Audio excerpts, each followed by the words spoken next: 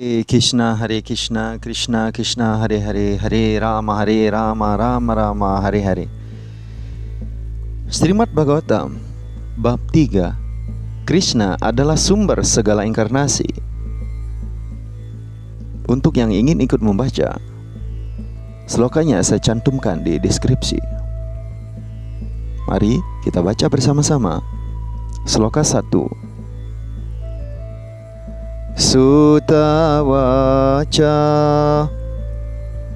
jagrihe paurusang rupang Bhagavan mahat adibihi Shambhutang sodasakalang adaloka sisriksaya. Artinya, Sutta berkata, pada awal ciptaan, Tuhan pertama-tama mengembangkan dirinya dalam bentuk semesta dari inkarnasi Purusa dan memanifestasikan semua unsur-unsur untuk ciptaan material. Maka dengan demikian, pertama-tama diciptakanlah 16 prinsip kegiatan material. Ini adalah bertujuan untuk menciptakan alam semesta material. Penjelasan dari Yang Maha Berkarunia Esi Bhaktivedanta Swami Prabhupada. Bhagavad Gita menyatakan bahwa personalitas Tuhan Yang Maha Esa Sri Krishna memelihara banyak alam semesta ini dengan mewujudkan inkarnasi-inkarnasinya yang berkuasa penuh dari dirinya. Jadi, bentuk Purusa tersebut mengkonfirmasikan tentang adanya kesamaan prinsip. Personalitas Tuhan Yang Maha Esa yang asli Vasudeva atau Sri Krishna yang terkenal sebagai putra Raja Vasudeva atau Raja Nanda, penuh segala kekayaan, segala kekuatan, segala kemasyhuran, segala ketampanan, segala pengetahuan, dan segala pelepasan ikatan. Sebagian kemewahan Krishna diwujudkan sebagai Brahman yang impersonal, dan sebagian kemewahannya terwujud sebagai Paramatma. Ciri Purusa ini dari personalitas Tuhan Yang Maha Esa Sri Krishna yang sama adalah manifestasi Tuhan sebagai kemewahannya terwujud sebagai Paramatma yang asli. Ada 3 manifestasi Purusa dalam ciptaan material. Bentuk tersebut yang bernama Karanadakasya Vishnu adalah yang pertama dari ketiganya. 2 bentuk lainnya dikenal sebagai Garbhodakasya Vishnu dan Kshirodakasya Vishnu yang akan kita ketahui satu demi satu. Banyak alam semesta yang berjumlah tidak terhingga dihasilkan dari pori-pori pada kulit Karanadakasya Vishnu, dan Tuhan memasuki tiap-tiap alam semesta sebagai Garbhodakasya Vishnu. Dalam Bhagavad Gita juga disebutkan bahwa dunia material diciptakan pada kurun-kurun waktu yang tertentu dan kemudian dileburkan kembali. Penciptaan dan peleburan itu dilakukan atas kehendak Yang Maha Kuasa karena adanya roh-roh yang terbelenggu atau para makhluk hidup yang disebut Nitya Bandha atau roh-roh terikat yang selamanya memiliki rasa individualitas atau ahankara yang mendikte mereka dalam kenikmatan kepuasan indrawi, padahal kenikmatan indrawi tersebut bukanlah kedudukan dasar mereka. Tuhanlah satu-satunya sang penikmat dan semua insan lainnya adalah yang dinikmati. Para makhluk hidup berhak menikmati, namun roh-roh yang terikat seterusnya lupa akan kedudukan dasar tersebut dan berhasrat keras untuk menikmati. Kesempatan menikmati unsur-unsur alam diberikan kepada roh-roh terikat di dunia material ini, yang tiap-tiap sudutnya memberikan peluang kepada mereka untuk menginsapi kedudukan dasar mereka yang asli. Dengan demikian, entitas-entitas hidup yang beruntung yang menangkap kebenaran dan berserah diri kepada kaki Padma Vasudeva sudah berkali-kali dalam banyak kelahirannya di dunia material akan bergabung dengan roh-roh yang telah bebas selamanya, lantas memasuki kerajaan Tuhan Yang Maha Esa. Sesudah itu, entitas-entitas hidup yang beruntung tersebut tak perlu kembali ke dunia material yang termanifestasi sewaktu-waktu. Namun, mereka yang tidak mampu menangkap kebenaran dasar itu akan kembali terlebur ke dalam Mahatattva pada waktu peleburan ciptaan material. Apabila ciptaan ditata lagi, Mahatattva tersebut kembali dilepaskan. Mahatattva tersebut berisi segala bahan manifestasi-manifestasi material, termasuk roh-roh terikat pada dasarnya. Mahatattva dibagi menjadi 16 bagian, yakni 5 unsur material kasar dan 11 alat kerja atau indera. Mahatattva itu ibarat awan di langit yang terang.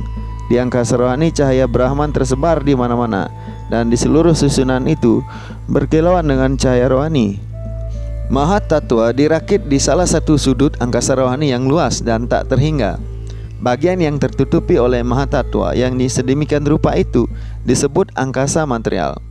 Bagian angkasa rohani yang disebut Mahatattva ini hanyalah bagian yang begitu kecil dibandingkan seluruh angkasa rohani. Di dalam Mahatattva ada banyak alam semesta yang jumlahnya tak terhingga.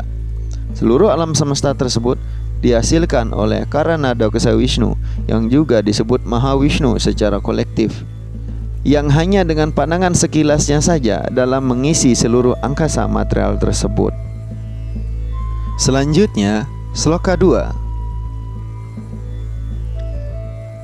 Ya syambasi sayanasya yoga nidrang witan wataha nabi radam bujadasit Brahma Wiswa Sri Jampatihi.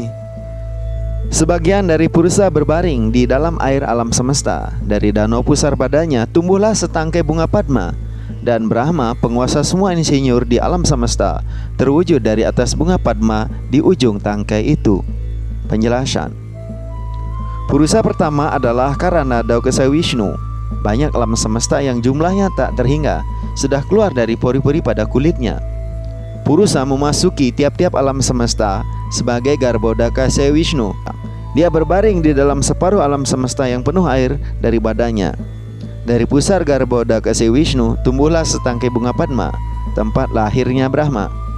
Brahma adalah ayah semua makhluk hidup dan penguasa semua dewa yang menjadi perancang dalam rancangan dan jalannya susunan jagat yang sempurna. Di dalam tangkai bunga Padma tersebut ada 14 bagian susunan planet. Ke atas ada susunan planet lainnya yang lebih unggul. Susunan planet tertinggi bernama Brahmaloka atau Satyaloka. Ke bawah dari susunan planet bumi adalah tujuan susunan planet yang rendah yang dihuni oleh para Asyura dan makhluk dunia lain yang serupa. Dari Garbhodakasa Wisnu ada inkarnasi Ksirodakasa Wisnu, Paramatma, bersama semua makhluk hidup. Dia disebut Hari, dan seluruh inkarnasi di dalam alam semesta dimanifestasikan darinya. Karena itu, kesimpulannya adalah bahwa Purusa Awatara terwujud dalam 3 wujud pertama: Karanadakasa Wisnu yang menciptakan keseluruhan unsur material di dalam Mahatattva, kedua Garbhodakasa Wisnu yang memasuki tiap-tiap alam semesta, dan ketiga Ksirodakasa Wisnu, Paramatma, di dalam setiap objek material, baik yang hidup maupun yang tidak. Orang yang mengetahui ciri yang berkuasa penuh tersebut dari personalitas Tuhan Yang Maha Esa mengenal Tuhan Yang Maha Esa dengan cara yang benar.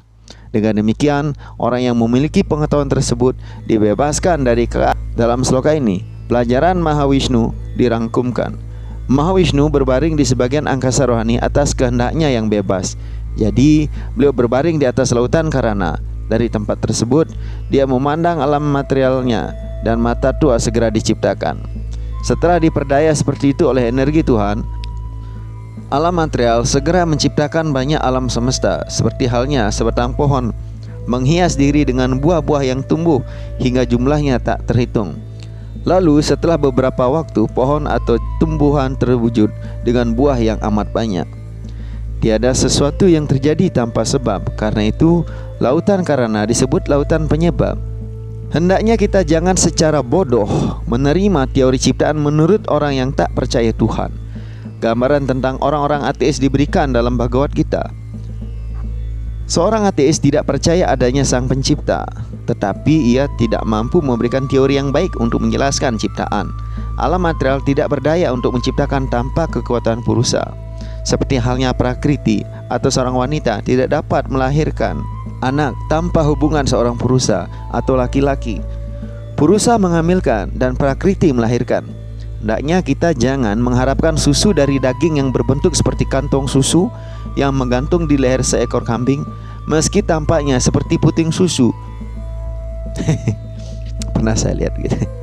Begitu pula seharusnya kita jangan pernah berharap akan adanya daya macam apapun untuk sebuah penciptaan yang berasal dari unsur-unsur material.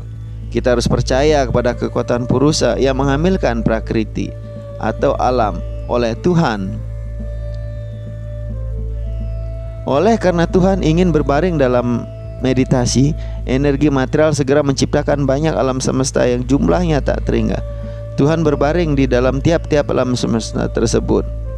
Dan dengan demikian, segala macam planet dan berbagai perlengkapan diciptakan seketika atas kehendak Tuhan. Tuhan memiliki kekuatan-kekuatan yang melampaui. Saya ulang. Tuhan memiliki kekuatan-kekuatan yang tak terbatas. Karena itu, Dia dapat bertindak sesuai kehendaknya melalui perencanaan sempurna. Meski tak sesuatu pun yang harus dilakukan olehnya sendiri, tiada seorang pun yang lebih besar atau setara dengannya. Itulah keputusan Weda. Selanjutnya, sloka 3. Ya syawaya wa samstanaihi kalpito loka vistaraha tadwai bhagavato rupam Wisudam satwam urjitam. Artinya, orang percaya bahwa semua susunan planet di alam semesta berada pada badan purusa yang sangat besar, tetapi dia tidak mempunyai hubungan apapun dengan unsur-unsur material yang diciptakan. Badannya dalam keberadaan rohani yang amat mulia untuk selamanya. Saya ulang lagi. Badannya dalam keberadaan rohani yang amat mulia untuk selamanya. Penjelasan. Paham wirat rupa atau wiswarupa kebenaran mutlak tertinggi khususnya. Bisa apa nih? Paham wirat rupa atau wiswarupa kebenaran mutlak tertinggi khususnya dimaksudkan untuk orang yang baru mulai belajar, yang hampir tak dapat membayangkan bentuk transendental personalitas Tuhan Yang Maha Esa. Bagi orang tersebut, bentuk berarti suatu yang berasal dari dunia fana ini. Karena itu, paham yang berlawanan tentang yang mutlak dibutuhkan pada permulaan guna memusatkan pikiran pada pengandaan energi Tuhan. Sebagaimana dinyatakan di atas, Tuhan mengandalkan kekuatannya dalam bentuk Mahatattva yang mengandung segala bahan material. Perluasan kekuatan Tuhan dan Tuhan sendiri secara pribadi bersatu dalam satu pengertian. Namun pada waktu yang sama Mahatattva berbeda dari Tuhan. Karena itu kekuatan Tuhan dan Tuhan berbeda dan tidak berbeda pada waktu yang sama.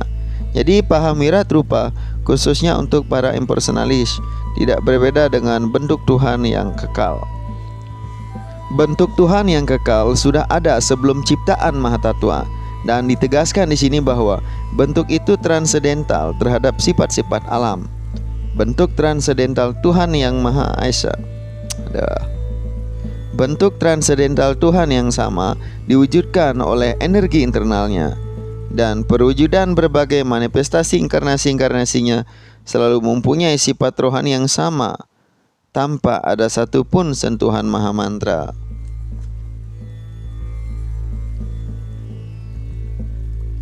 Tanpa ada satupun sentuhan Maha Tattva.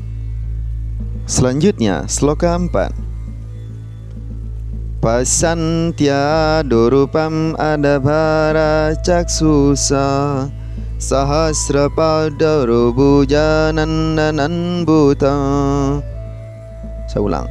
Pasantya dorupam adabhara caksusa sahasrapa darubujanan butam Sahasramurda sravanaksinnasikam Sahasramaulyam barakundalolashat.